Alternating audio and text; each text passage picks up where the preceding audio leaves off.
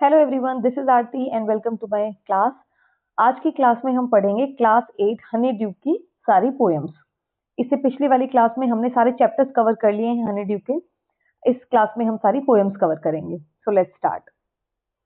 First poem है इस chapter की, the ant and the cricket. बहुत इंपॉर्टेंट पोएम है, कई बार इससे क्वेश्चन पूछे गए हैं। A silly young cricket accustomed to sing through the warm sunny months of gay summer and spring began to complain when he found that at home his cupboard was empty and winter was come. Not a crumb to be found on the snow covered ground, not a flower could he see, not a leaf on a tree. Oh, what will become, says the cricket of me. At last, by starvation and famine made bold, all dripping with wet and all trembling with cold, away he set off to a miserly ant to see if to keep him alive he would grant him shelter from rain and a mouthful of grain he wished only to borrow. He would repay tomorrow. If not, he must die of starvation and sorrow. Says the ant to the cricket, I am your servant and friend, but we ants never borrow, we ants never lend. But tell me, dear cricket, did you lay nothing by when the weather was warm? Quoth the cricket, not I. My heart was so light that I sang day and night, for all nature looked gay. You sang, sir, you say. Go then, says the ant, and dance the winter away. Thus ending, he hastily lifted the wicket, and out of the door turned the poor little cricket. Folks call this a fable. I'll warrant it true. Some crickets have four legs and some have two. तो ये poem है एक एंट और cricket. Cricket यानी छोटा सा कीड़ा होता है जो रात में ची ची ची ची ची ची करता रहता है, उसकी और एंट की ये कन्वर्सेशन है। चींटी की और क्रिकेट की ये जो पोयम है कन्वर्सेशन, उनकी बातचीत हो रही है। क्या बातचीत हुई है इस पोयम में? जो क्रिकेट है, अब क्योंकि सर्दियों का मौसम आ गया है, देखो, a silly young cricket accustomed to sing, जो एक सिली, एक छोटा क्रिकेट सिली सा, वो गाता रहता है, गाना गाता रहता है, उसका काम ही गाना गाना है। Through the warm sunny months of gay summer and spring, जब गर्म महीने चल रहे थे, जब थोड़ी गर्मी थी, थोड़ा वार्म वेदर था, जब स्प्रिंग आई, बाहर आई, तब तो वो गाना गाते रह गया। Began to complain when he found that at home his cupboard was empty and winter have was come. लेकिन जब उसने देखा कि सर्दियां आ गई हैं और उसकी कबर्ड एकदम खाली है, उसके पास ना कपड़े हैं ना खाने को खाना है, कोई सर्दियों का कोई इंतजाम उसने नहीं किया है। नॉट अ क्रम टू बी फाउंड, क्रम होता है छोटा सा खाने का दाना भी नहीं है उसके पास। On the snow covered ground, पूरा जो ग्राउंड है वो किससे कवर हो गया? स्नो से, क्योंकि सर्दी आ गई है। Not a flower could he see, ना उसको एक फूल दिखाई दे रहा है, क्योंकि सर्दियों में तो फूल खिलेंगे नहीं, स्प्रिंग सीजन तो है नहीं। Not a leaf on a tree, पेड़ पर एक भी पत्ता नहीं है। Oh what will become, says the cricket of me, cricket कहता अब मेरा क्या होगा। At last by starvation and famine made bold, all dripping with wet and all trembling with cold, वो कहता है कि आखिर में मैं भूख से और पूरा सर्दी से, गीलेपन से मर जाऊंगा। All away he set off to the miserly ant, फिर वो किसके पास जाता है? एक एंट के पास जाता है। To see if to keep him alive he would grant, अब वो ये सोच रहा है कि वो चींटी से मांग रहा है कि वो उसको शेल्टर दे दे, रेन से, बारिश से बचा ले, उसको रहने के लिए जगह दे दे और थोड़ा सा उसको खाना दे दे। He wished only to borrow, बस उसका वो चाहता है कि वो थोड़ा सा उधार लेना चाहता है। विच ही वुड रिपे टुमारो, जिसको वो अगले दिन, मतलब थोड़े दिनों बाद वो रिपे कर देगा, वो दे देगा। If not he must die of starvation and sorrow, वो कह रहा अगर तुमने ऐसा नहीं किया तो मैं स्टारवेशन, स्टारवेशन यानी भूख से, और सोरो यानी दुख से मर जाऊंगा। इस सर्दी में, इस बारिश में, भूख से, मेरे पास रहने को कुछ नहीं, खाने को कुछ नहीं, मैं मर जाऊंगा। Says the ant to the cricket, अब एंट कहती है क्रिकेट को, I am your servant and friend, मैं आपकी सर्वेंट भी हूँ और फ्रेंड भी हूँ। But we ants never borrow, we ants never lend, ना तो हम एंड्स कभी किसी से कर्जा लेते हैं ना कभी को कुछ देते हैं किसी को। But tell me dear cricket, did you lay nothing by when the weather was warm, अब क्रिकेट से पूछ रही है, लेकिन मुझे ये बताओ, जब मौसम गर्म था तो तुमने क्या कुछ भी नहीं रखा अपने पास? कुछ इकट्ठा नहीं किया सर्दी के लिए? Coat the cricket not I, और क्रिकेट कहता है नहीं मैंने नहीं किया। My heart was so light that I सैंग day and night, मेरा दिल इतना हल्का था कि मैं दिन और रात गाना गाता रहता था, नेचर के लिए, नेचर को देखता रहता था। You सैंग sir, you say, go then says the ant and dance the winter away. वो कहता है सर आपने बोला, आपने गाना गाया, अब जाओ विंटर में आप डांस करो, ऐसे बोलती है एंट उसको। Thus ending, he hastily lifted the wicket and out of the door turned the poor little cricket। और इस तरीके से वो जो विकेट क्या कहते हैं वो बाहर चले जाते हैं और क्रिकेट बाहर चला जाता है। Folks call this a fable, ये एक फेबल है। फेबल आपको पता है फेबल क्या होती है? फेबल होती है एक ऐसी कहानी, एक ऐसी पोयम जिसमें जो कैरेक्टर्स हैं वो एनिमल्स या बर्ड्स होते हैं, वो होती है फेबल। ठीक है, क्वेश्चन आ सकता है व्हाट इज अ फेबल, जिसमें जो कैरेक्टर्स हैं वो एनिमल्स या बर्ड्स होते हैं। और इसके ऑथर कोई नहीं है, ये एसोप फेबल से ली गई है। ये क्वेश्चन भी आ चुका है कि ये फेबल कहाँ से ली गई है, किसका पार्ट है ये? एसोप फेबल का पार्ट है, AESOP, एसोप फेबल से ली गई है। ठीक है। Folks call this a fable, I will warrant it true, some crickets have 4 legs, किस क्रिकेट्स की 4 legs होती हैं, कुछ की होती है 2। ठीक है, ये थी ये पोयम। एक्सप्लेन मैंने पूरी कर ही दी है, फिर भी अगर आपको समरी देखनी है तो समरी भी पढ़ देते हैं। एक सेकेंड, यस, समरी देख लेते हैं इसकी। A cricket suddenly realized that it was winter already and he had not stored food। एक क्रिकेट को सडनली रियलाइज होता है कि सर्दियां आ गई हैं और उसने कुछ भी खाने का दाना भी स्टोर नहीं किया है। For the hard winter days, winter के लिए। He had spend the warm summer days singing and enjoying himself, गर्मियों के दिन तो उसने मस्ती मजे में निकाल दिए गाना गाते हुए। Now his cupboard was empty, अब उसकी कबर्ड एम्प्टी खाली पड़ी है। And the ground was covered with snow, और ग्राउंड पूरा किस पे है? स्नो से भरा हुआ है। Trembling with cold and dripping with wait, अब वो कांप रहा है सर्दी से और पूरा पानी से गीला है। He set out to seek help from the ant, और वो चींटी से मदद लेने के लिए जाता है। Who had been working throughout summer to save food for himself, और एंट पूरी गर्मी जिसने मेहनत की है, मेहनत करके अपने लिए सर्दी के लिए जुगाड़ इकट्ठा किया है ताकि जब सर्दियां आए तो मुझे इधर उधर भटकना ना पड़े। He asked if he could borrow a mouthful of grain, cricket पूछता है एंड से क्या वो उसको दे सकता है माउथफुल ऑफ ग्रेन, यानी कुछ खाने के लिए, and shelter for the rain, और बारिश से बचने के लिए shelter. The ant said though he was a servant and a friend of the cricket, ants do not borrow and lend anything। एंट कहता है कि वैसे तो वो सर्वेंट भी है और फ्रेंड भी है क्रिकेट का, लेकिन ना तो एंट्स कुछ किसी से लेते हैं ना किसी को कुछ देते हैं। He also asked why the cricket did not save who से, ये भी पूछता है क्रिकेट ने समर के टाइम पे क्यों नहीं कुछ सेव किया। तो क्रिकेट कहता है क्योंकि मैं गाना गा रहा था। तो एंट कहता है जाओ तो विंटर में जाके डांस करो। The ant shut the door and turned the cricket away, and दरवाजा बंद कर देती है और क्रिकेट बाहर चला जाता है। The poet says this could be a true incident। Poet कहता है इस ट्रू इंसिडेंट भी हो सकता है। For there are many two-legged cricket, क्योंकि बहुत सारे two-legged crickets होते हैं वर्ल्ड में। Referring to lazy people, lazy people को यहाँ सिंबलाइज कर रहा है। Who while away their time without thinking about, waste away their time without thinking about their future, जो जब काम करने का समय होता है जब तो मस्ती में मजे में निकाल देते हैं, बाद में जब जरूरत आती है, किसी चीज की जरूरत पड़ती है तो बाद में वो रोने लगते हैं। ये गलत बात है। ठीक है, जैसे अभी आपका पेपर आने वाला है, नोटिफिकेशन आई नहीं है, लेकिन अभी तो आप मेहनत करोगे नहीं, और बाद में जब आपका पेपर हो जाएगा, जब रिजल्ट नहीं आएगा तो फिर बाद में बोलोगे कि मेरा तो पेपर नहीं हुआ, मेरा तो ये नहीं हुआ। तो इसीलिए बेटर है अभी के लिए अभी मेहनत करना शुरू कर दो, ताकि बाद में आपको दिक्कत ना हो, जब लास्ट टाइम आने लगे, पेपर आने लगे आसपास, तब आपको कोई भी परेशानी ना हो। क्लियर? चलते हैं next. Next poem geography lesson. Geography lesson के ऑथर हैं जुल्फिकर घोष, यहाँ डाला हुआ है। ठीक है।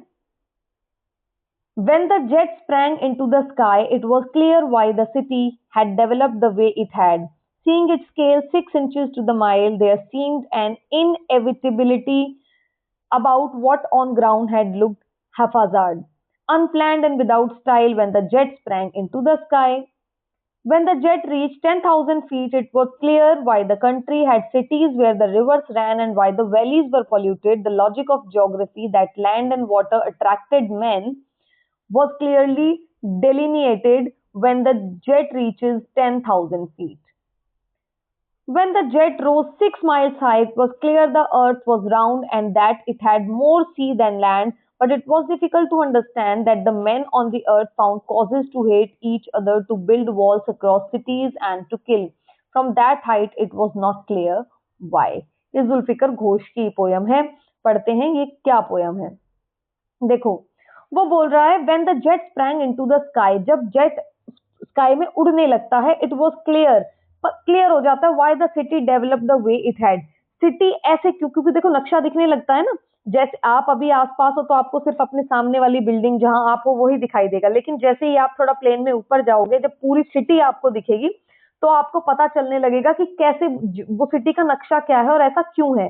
तो पोएट वही बोल रहा है, जुल्फिकर घोष वही बोल रहे कि जैसे ही जेट स्काई में जाता है तो क्लियर होने लगता है कि सिटी जिस तरीके से डेवलप हुई है ऐसे क्यों डेवलप हुई है। Seeing it scale 6 inches to the mile, वो देखती कि 6 इंचेस से माइल तक कैसे वो फैल गई है, कैसे वो बड़ी हो गई है। There seemed an inevitability about what on ground had looked absurd, unplanned and without style when the jet sprang into the sky। वो कहता है कि जो चीज नीचे बिल्कुल अनप्लैंड और विदाउट स्टाइल लग रही थी, जैसे हम थोड़ा ऊपर जाते हैं पूरा नक्शा दिखता है तो हमें पूरी वो प्लानिंग से लगने लगती है कि अच्छा ये इसका नक्शा इस तरीके से बनी हुई है। आगे क्या कहते हैं, when the jet reached 10,000 feet, जब जब जो जेट है वो 10,000 फीट पर पहुंच जाता है, it was clear why the country had cities where the rivers ran and why the valleys were polluted. अब उसको ये क्लियर हो रहा है कि कंट्री में शहर क्यों है, जहां पर रिवर्स नदियां बहती हैं वहां शहर क्यों है, और क्यों जो वैलीज हैं वो पॉल्यूटेड हैं, वो उसको पता चल रहा है। क्यों, क्योंकि उसको पता चल रहा है इतनी सारी सिटीज है, इतनी सारी बिल्डिंग्स हैं, तो इसीलिए जो वैलीज हैं जो रिवर्स हैं वो पॉल्यूटेड है। The logic of geography that land and water attracted man, logic है ज्योग्राफी का कि लैंड और वाटर इंसान को अट्रैक्ट करते हैं। was clearly delineated when the jet reaches 10,000 feet, जब जेट 10,000 फीट पर पहुंच जाता है तो ये बात और समझ में आने लगती है। आगे कहते हैं when the jet rose 6 miles high, जब जेट 6 मील ऊपर पहुंच जाता है, इट वॉज क्लियर, अब वहां से अर्थ साफ साफ दिखने लगती है कि अर्थ हमारी गोल है। That it had more sea than land, और ये पता चलने लगता है अर्थ ज्यादातर ब्लू कलर की है तो इसका मतलब पानी बहुत ज्यादा है, समुद्र ज्यादा है, लैंड से ज्यादा समुद्री हिस्सा है।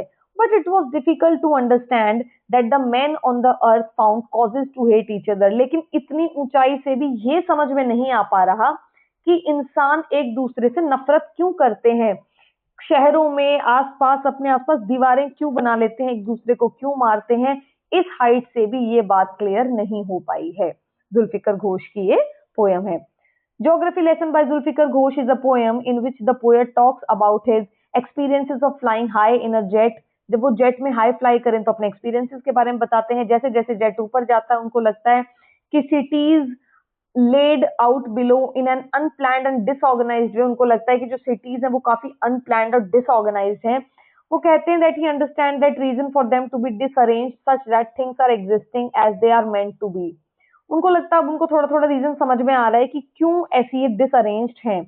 He also says that understand the logic behind people settling near valleys। अब उसको लॉजिक भी समझ में आ रहा है कि लोग बाग रिवर और वैलीज के आसपास क्यों बसते हैं, क्योंकि पानी और लैंड दोनों चीजें इंसान को अट्रैक्ट करती हैं।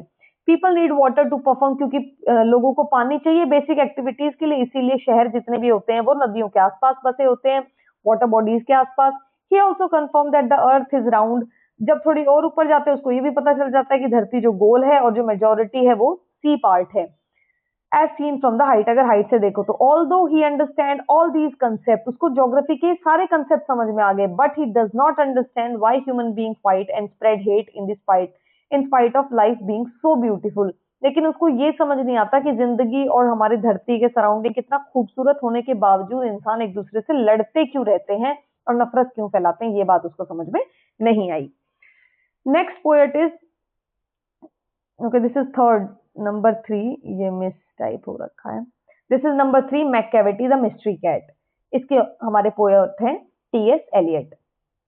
मैककेविटी the mystery cat. Macavity is a mystery cat. He is called the hidden paw, for he is the master criminal who can defy the law. He is the bafflement of Scotland Yard, the flying squad's despair, for when they reach the scene of crime, Macavity is not there. Macavity, Macavity, there's no one like Macavity. He is broken every human law, he breaks the law of gravity. His powers of levitation would make a fakir stare, and when you reach the scene of crime, McCavity is not there. You may seek him in the basement, you may look up in the air, but I tell you once and once again, McCavity is not there. McCavity is a ginger cat. He's very tall and thin. You would know him if you saw him, for his eyes are sunken in, his brow is deeply lined with thought, his head is highly domed. His coat is dusty from neglect, his whiskers are uncombed, he sways his head from side to side with movements like a snake, and when you think he's half asleep, he's always wide awake. McCavity, McCavity, there's no one like McCavity. For he is friend in feline shape, a monster of depravity. You may meet him in a by street, you may see him in the square, but when a crime's discovered, then McCavity is not there. ये poem है Macavity की जो एक mystery cat है. इसकी हम देख लेते हैं इसकी summary. The poem Macavity the mystery cat is written by T S. Eliot. T S. Eliot के द्वारा लिखी गई है. It talks about Macavity, a ginger cat who also goes by the name hidden paw. Macavity ginger cat के बारे में इसमें बात की गई है, who also goes by the name, जिसका नाम हिडन पॉ भी रखा गया है, यानी छुप जाती है वो.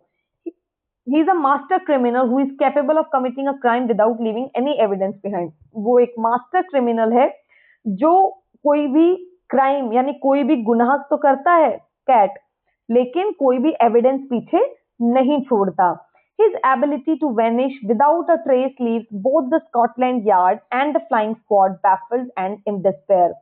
उसकी एबिलिटी गायब हो जाने की, बिना कोई पीछे सबूत छोड़े, निशान छोड़े, स्कॉटलैंड यार्ड को और फ्लाइंग स्क्वाड दोनों को ही एकदम हैरानी में डाल देता है. He is known to have broken several laws. उसको जाना जाता है उसने कई सारे लॉज तोड़े हैं.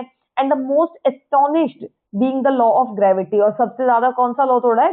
Gravity, law of gravity. पता है ना, गुरुत्वाकर्षण. कोई भी चीज नीचे छोड़ेंगे तो वो नीचे धरती पर आके गिरेगी ही गिरेगी, क्योंकि धरती का अपना एक ग्रेविटेशनल फोर्स होता है. His powers of levitation, says the speaker, उसकी जो पावर है लेविटेशन की, स्पीकर बोलता है, वुड मेक अ फकीर स्टेयर. फकीर भी उसको स्टेयर कर सकता है, घूर के देखेगा, ऐसी है. स्पीकिंग ऑफ हिज अपीयरेंस, उसकी वो कैसी दिखती है उसके बारे में बात कर रहे हैं. He is tall and thin and has hollow eyes. वो कैट जो है वो कैसे है? लंबा है. एंड मेल कैट की बात हो रही है, लंबा है एंड थिन और पतला है. एंड हैज हॉलो आईज, और कैसी आईज है उसकी? हॉलो आईज है. He is not very keen on maintaining his physical appearance because his fur is dirty. बहुत ज्यादा मेंटेन नहीं करता है वो अपने आप को, क्योंकि उसका जो फर है बहुत डर्टी है. And his whiskers are uncombed, और उसके जो whiskers हैं, जो बाल हैं उसके ऊपर के, वो uncombed है, बिल्कुल कंघी नहीं है उनमें. He also tends to sway his head like a snake, और अपने सिर कैसे लाती है? स्नेक की तरह. But he is an alert cat because he is always wide awake even though he may appear to be half asleep.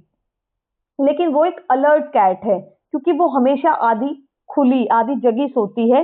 अगर ऐसा भी लग रहा है कि वो सोई हुई है, फिर भी वो जगी रहती है. Macavity is not your regular cat as he is a criminal in the form of a cat. Macavity regular cat नहीं है क्योंकि वो कैट के फॉर्म में एक क्रिमिनल है. He is very mischievous and lakhs moral values. बहुत शरारती और मॉरल वैल्यूज नहीं है उसके अंदर. ही कमिट्स क्राइम, क्राइम करती है, चलती है अराउंड इन बाय स्ट्रीट, गलियों में, और a square as if he is guilt free. आराम से चलती है जैसे उसको कोई दिक्कत ही नहीं, कोई परेशानी नहीं है, कोई पश्चाताप, कोई गिल्ट नहीं है क्राइम करने का. But vanishes when his crime is discovered. लेकिन जब उसके क्राइम के बारे में किसी को पता चलता है वो गायब हो जाती है. Then Macavity is nowhere to found. तो मैककेविटी कहीं भी नहीं मिलती किसी को भी. तो ये पोयम है Macavity the mystery cat by T S. Eliot. Okay. So next poem is The Last Bargain, and The Last Bargain is written by Rabindranath Tagore.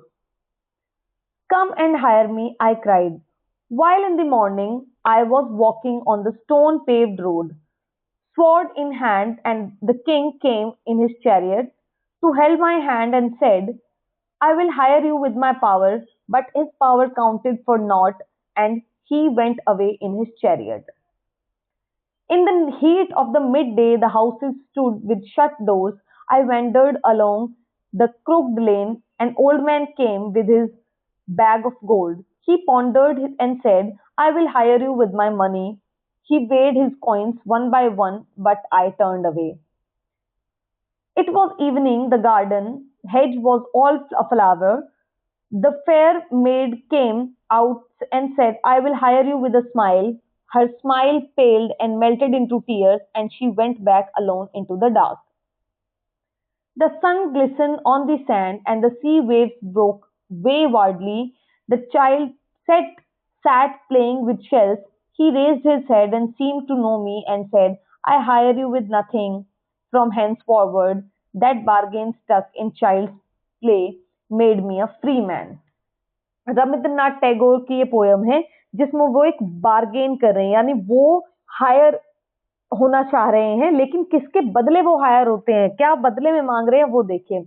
The poem last bargain by Rabindranath Tagore starts with the speaker calling out for someone to hire him.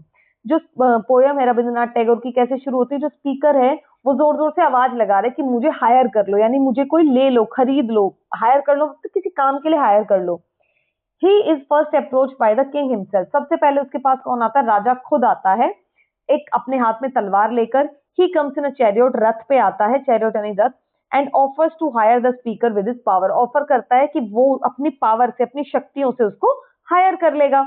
The speaker rejects his offer and as he does not want to be a slave. Speaker मना कर देता है क्योंकि वो किसी का दास नहीं बनना चाहता है. ठीक है, वो उसे अपनी पावर से हायर करेगा तो यानी उसका गुलाम बनेगा ना, उसका दास बनेगा, पर वो स्पीकर ऐसा चाहता नहीं है. Then comes along an old man when it is midday. फिर दोपहर में कौन आता है, एक ओल्ड मैन आता है. He offers a bag of gold coins to hire the speaker. वो क्या देता है बदले में, गोल्ड के कॉइन्स, कि मैं तुम्हें हायर करता हूँ, बदले में गोल्ड के कॉइन्स दूंगा. The speaker does not want to become a slave to money.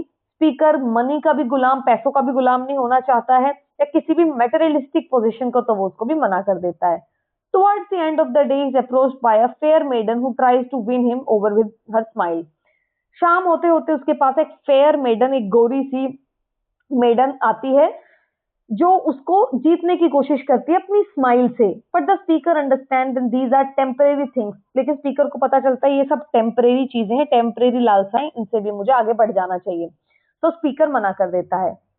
Finally last में कौन आता है, finally meets a child near the wayward sea. Wayward sea, समुद्र के आसपास उसे एक बच्चा दिखाई देता है जो शेल्स से खेल रहा है. He offers to hire him with nothing. वो उसको ऑफर करता है हायर करने के लिए, लेकिन बदले में उसके पास देने के लिए कुछ भी नहीं है. Which makes a speaker a free man. जिससे स्पीकर को लगता है वो आजाद है. And he is not bound by any worldly और टेम्परेरी थिंग. ना पैसे से, ना पावर से, और ना ही किसी खूबसूरती से वो बाउंड नहीं है. अब वो आजाद है, इसीलिए वो उस बच्चे के बार्गेन पर मान जाता है. ये पोयम है. ये पोयम बेसिकली सिंपलाइज करती है. बार्गेन यहाँ करने का ये मतलब नहीं कि बिल्कुल किसी के काम करना चाह रहा है. बार्गेन मतलब वो किसका होना चाहता है, अपने आप को कहाँ ले जाना चाहता है. तो उसके पास पावर आई तो बेसिकली उसने पावर की भी मना कर दी. वो पावर का गुलाम नहीं होना चाहता, वो पैसे का भी गुलाम नहीं होना चाहता, और वो किसी की खूबसूरत लेडी की तरफ बढ़ के भी अपना टाइम बर्बाद नहीं करना चाहता, उस चीज का भी गुलाम नहीं होना चाहता. वो यानी किसी भी मेटेरियलिस्टिक चीज का गुलाम ना होकर के वो फ्री होना चाहता है. फ्रीडम कब आती है, जब हमें किसी की इच्छा ना हो किसी चीज की. तो जब वो बच्चे के पास जाता है तो देखता है कि बच्चा बदले में कुछ नहीं दे रहा है, ना पैसा, ना पावर, ना खूबसूरती. तो उसको लगता है अब स्पीकर फ्री है, वो एकदम आजाद है. So this was the poem the last bargain by R.N. Tagore, Rabindranath Tagore. Next poem is the school boy and this poem is written by William Blake. लास्ट में डाले हुए मैंने उत्तर पोएम के लास्ट में विलियम ब्लेक. चलो इस पोएम पढ़ते हैं. इस पोएम से क्वेश्चन कई बार आया हुआ है विलियम ब्लेक से. कई बार तो इसके राइटर ही पूछे गए हैं. Who is the poet of this poem, William Blake. The school boy, तो इसके पोएट हैं the William Blake. William Blake the school boy के पोएट हैं. I love to rise in a summer morn when the birds sing on every tree. The distant huntsman winds his horn and the skylark sings with me. Oh, what sweet company. इसमें जो speaker है वो क्या बोल रहा है, I love to rise in a summer morn. Summer morn, summer morning. मुझे गर्मियों की सुबह में खड़ा होना बहुत अच्छा लगता है जब जो पक्षी हैं वो हर पेड़ के ऊपर गाते हैं. The distant huntsman winds his horn. जो distant huntsman है वो अपने हॉर्न को बजाता है। And the skylark sings with me, और जो स्काईलार्क है वो मेरे साथ साथ गाता है। ओ व्हाट स्वीट कंपनी, कितनी अच्छी कंपनी है, यानी मेरे जो साथ है, मेरे साथ साथ जो खड़े हो रहे हैं, बर्ड हो, वो जो हॉर्न हो, ये सब पूरा कितना अच्छा है सब कुछ। But to go to school in a summer morn, O it drives all joy away, लेकिन गर्मियों के सुबह में स्कूल जाना, O it drives all joy away, सारी खुशी मेरी ये छीन के ले जाता है। Under a cruel eye outworn the little one spend the day in sighing and dismay. Under a cruel eye outworn, cruel eye outworn मतलब टीचर, टीचर की नजर में रहना पड़ता है पूरे टाइम। एक छोटे से बच्चे को पूरा दिन बिताना पड़ता है टीचर की नजर में। क्रूअल आई आउटवॉन मतलब है टीचर को बदल, क्योंकि टीचर नजर रखती है ना बच्चों के ऊपर, तो वो बोल रहा है कि ऐसी निगरानी में मुझे पूरा दिन बिताना पड़ता है, इन साइंग, अफसोस में और डिस्मे में, मैं चुपचाप अफसोस में बैठा रहता हूँ। Then at times I drooping sit and spend many an anxious hours, nor in my book can I take delight, nor sit in learning's bower, worn through with the dreary shower। वो क्या बोलता है, और कई बार तो मैं ऐसे चुपचाप बैठा रहता हूँ, मतलब मैं, मेरे घंटे भी निकलने मुश्किल हो जाते हैं। Nor in my books I can take delight, ना तो मुझे अपनी किताबों में मजा आता है, nor sit in learnings bower, और मैं इस तरीके से भी नहीं बैठता हूँ कि मुझे पढ़ाई में बहुत मन लग रहा हो, सीखने की कुछ इच्छा हो रही हो। Worn through with the dreary shower, मुझे तो ऐसा लगता है बस नहाने का जैसा वो लगता है, ठीक है, कि मतलब वो पसीने आ जाते हैं, मुझे इतना बुरा लगता है, इतने खराब लगता है स्कूल जाना। How can bird that is born for joy sit in a cage and sing, वो कह रहा है कि जो पक्षी जॉय, खुशी के लिए पैदा हुआ है, घूमने के लिए, फिरने के लिए, वो एक पिंजरे में रह के कैसे गा सकता है। How can a child when fears annoy but droop his tender wing and forget his youthful spring, एक बच्चा जो डर की वजह से, अब गुस्सा आ रहा है उसको डर की वजह से, but droop his tender wing, लेकिन वो अपने पंखों को नीचे छोड़ देता है, फॉरगेट इज, और अपने यूथफुल स्प्रिंग को वो भूल जाता है।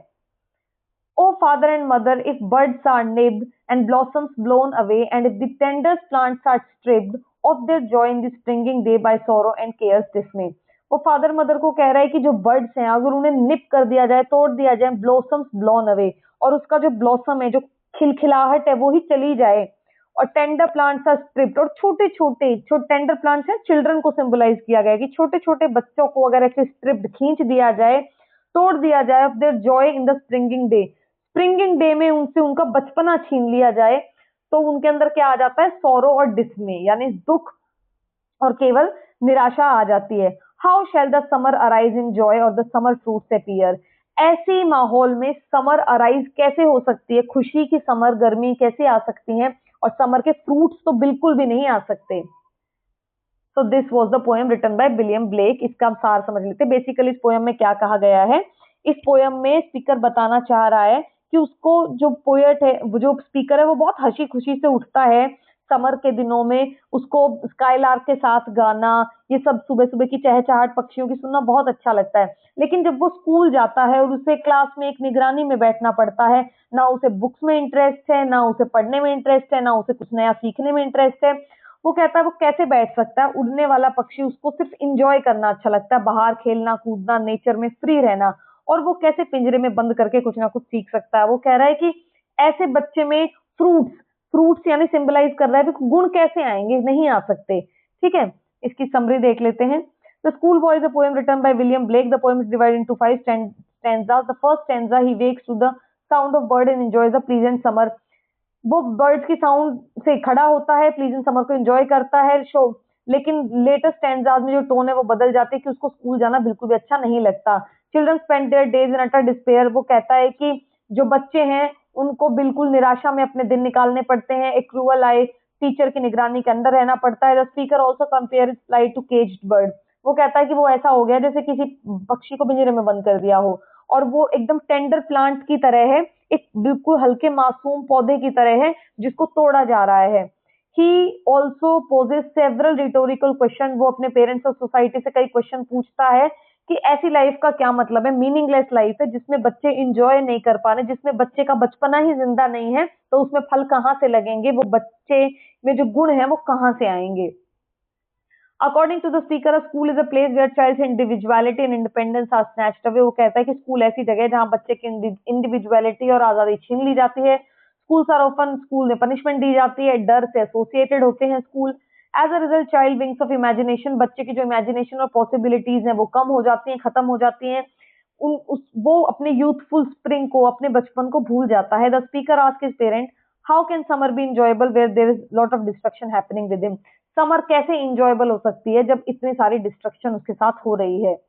He wonders how a plant can produce fruit. वो कहता है कि किसी पौधे पे फल कैसे लग सकता है जब उसका जो ब्लॉसम है, उसका जो बड है, वो ही उखाड़ के फेंक दिया जाए। यानी वो कहना चाह रहा है कि कोई बच्चा खुश कैसे रह सकता है, वो अपनी लाइफ को, बचपन को, इतने फ्रूटफुल जिंदगी को कैसे जी सकता है जब उसका बचपन ही छीन लिया जाए उससे। Likewise how can a child grow into talented successful person, कैसे बन सकता है अगर उसका चाइल्डहुड ही छीन लिया जाए। The poem is call to action against the constraining cage like educational system. Poem call to action है कि जो हमारा केज लाइक एजुकेशन सिस्टम, इसको खत्म कर देना चाहिए, बच्चों को थोड़ा आजाद छोड़ना चाहिए, थोड़ा सा प्रेशर कम, एक्सपेक्टेशन कम और चाइल्डहुड ज्यादा, बचपना ज्यादा, उनकी मासूमियत को, बचपने को जिंदा रखना चाहिए। Next poem is when I set out for Lyonnesse. ये पोएम है थॉमस हार्डी की, ये पोएम है when I set out for Lyonnesse. When I set out for Lyonese 100 miles away, the rhyme was on spray and straight lit my lonesomeness. When I set out for Lyonese 100 miles away, what would be chance at Lyonese when I should sojourn there? No prophet durst declare, nor did the vised wizard guess. What would be chance at Lyonese while I should sojourn there? When I returned from Lyonesse, with magic in my eyes, all marked with mute surmise, my radiance rare and fathomless, when I returned from Lyonese, with magic in my eyes. Thomas Hardy की poem है। क्या बोलता है poem में? The poem When I Set Out for Lyonese by Thomas Hardy revolves around a poet's journey to a church in Cornwall. इसमें जो poet हैं वो एक चर्च में जाते हैं और कॉर्नवेल में एक चर्च में जाते हैं और उस चर्च में जाने की जो जर्नी है, अपनी उस जर्नी के बारे में वो बता रहे हैं। He names the place as Lyonese. उस प्लेस को पोएट ने क्या नाम दिया? Lyonese. Which is 100 miles away, जो 100 मील की दूरी पर है। The poet starts on a chill winter season when there is frost on leaves.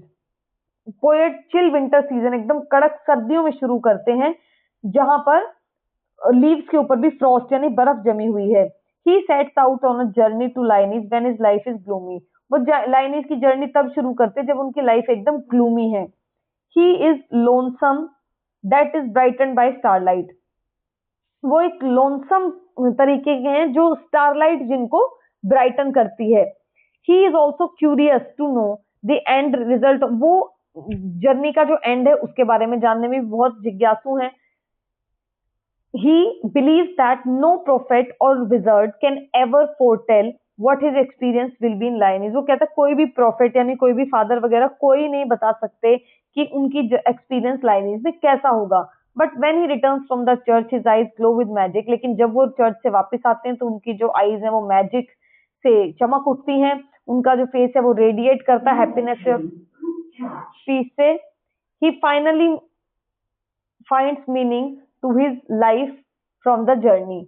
और वो फाइनली मीनिंग ढूंढ लेते हैं कि लाइफ, उस जर्नी से उनकी लाइफ का क्या मतलब है। यानी उस जर्नी से वो पता चल जाता है कि उनकी जो लाइफ है वो कैसी रहने वाली है और लाइफ का रियल मीनिंग क्या होता है, वो इस जर्नी से पता कर लेते हैं। So this was the poem when I set for Lyonnesse. यानी वो चर्च में जाते हैं, जब वो चर्च में जाते हैं तो उनको पता है कोई प्रोफेट, कोई विजर्ड, कोई नहीं बता सकता कि उनकी जर्नी वहां कैसी रहने वाली है। लेकिन जब वो वहां से आते हैं तो एक लर्निंग लेकर आते हैं, एक स्पिरिचुअल लेसन लेकर आते हैं और उनके फेस पे, उनके माइंड में पीस होता है, उनके फेस पे रेडिएशन होती है, एक चमक होती है और एक मैजिक के साथ वो वापस लौटते हैं। So this was the poem.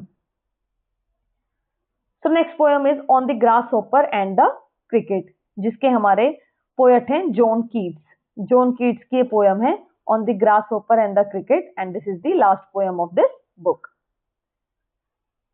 The poetry of earth is never dead when all the birds are faint with the hot sun.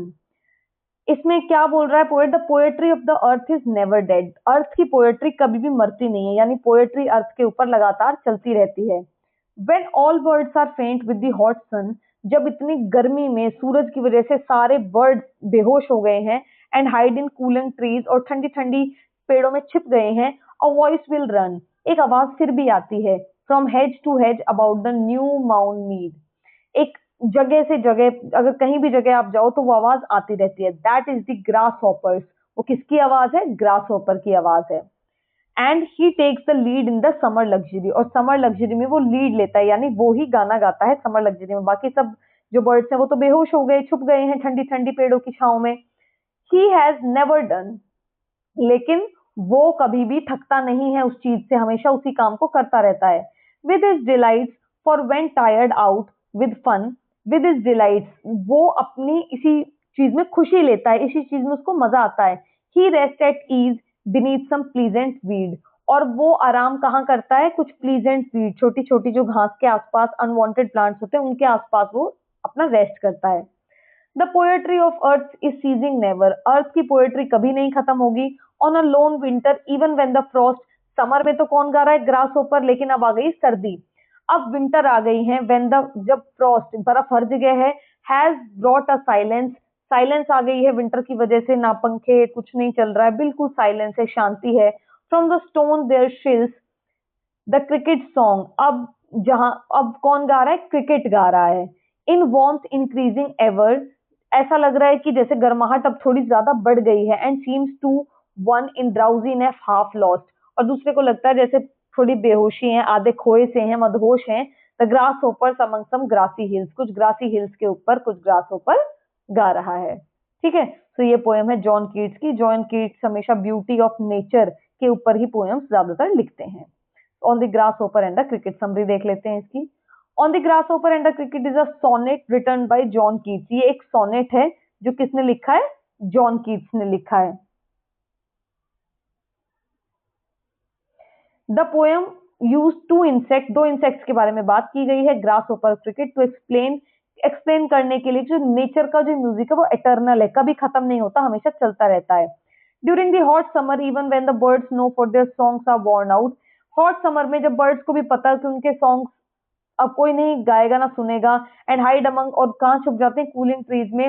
Natures music is kept alive, nature का जो म्यूजिक है फिर भी चल रहा है ग्रास होपर के song के थ्रू, ग्रास होपर गाता रहता है। As the grasshopper sings he moves through the meadows, जैसे जैसे ग्रास होपर गाता है मिडोज के झाड़ियों के बीच में से जाता रहता है। Pronouncing from hedge to another, एक जगह से दूसरी जगह पे वो कुछ ना कुछ गाता रहता है। As a result he song get carried out around, उसका गाना हर तरफ फैलता। And the poetry of the earth survives, और जो अर्थ की जो पोएट्री है वो सर्वाइव करती है ब्लिस्टरिंग समर में भी। Later when the grasshopper is tired after all the fun he had, बाद में जब ग्रास होपर थक जाता है पूरी मस्ती करने के बाद, he does not get some, he goes to get some rest beneath some pleasant grass, और वो कुछ ग्रास के नीचे क्या करता है? अपना रेस्ट करता है। soon the winter comes, nature's music is faced with another existential crisis, अब विंटर आ जाती है, फिर नेचर के म्यूजिक को एक क्राइसिस फेस करना पड़ता है कि अब कौन गाना गाएगा। However, the frozen silence is broken through the song of cricket, लेकिन सर्दियों में कौन कमांड संभाल लेता है? सर्दियों में हमारे क्रिकेट साहब आ जाते हैं जो कमांड संभाल लेते हैं, जिनके पास खाने को दाना भी नहीं है, सर्दियों में जिनके पास रहने को जगह भी नहीं, केवल वो गाना ही गाते हैं। The cricket who song and appearance resembles that of a grass hopper, जिसका जो गाना है और जो अपीयरेंस है वो ग्रास होपर की तरह ही लगती है। वो पोएट्री, अर्थ की पोएट्री को जिंदा रखते हैं और लोगों को याद दिला देते हैं समर की शामों की।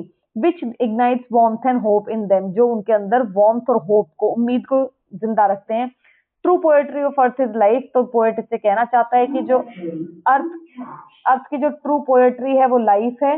And the two otherwise insignificant insect keep that poetry alive, तो ये दो इंसेक्ट्स हैं वो इस पोएट्री को जिंदा रख सकते हैं। So this was the poem and these were all the poems of this book Honey due. इसके साथ हमारी 8th क्लास की एनसीईआरटी बुक्स भी कंप्लीट होती है। नेक्स्ट हम मिलेंगे नेक्स्ट टॉपिक के साथ नेक्स्ट वीडियो में। नेक्स्ट भी हम एनसीईआरटी कवर करेंगे 9th क्लास की। ओके, अभी हम एनसीईआरटी ही कवर करेंगे। 9th 10th की एनसीईआरटी कवर करने के बाद बीच में हो सकता है शायद मैं ग्रामर की एक और वीडियो ले आऊं, नरेशन डाल दूं बीच में, ताकि थोड़ा सा बैलेंस बना रहे।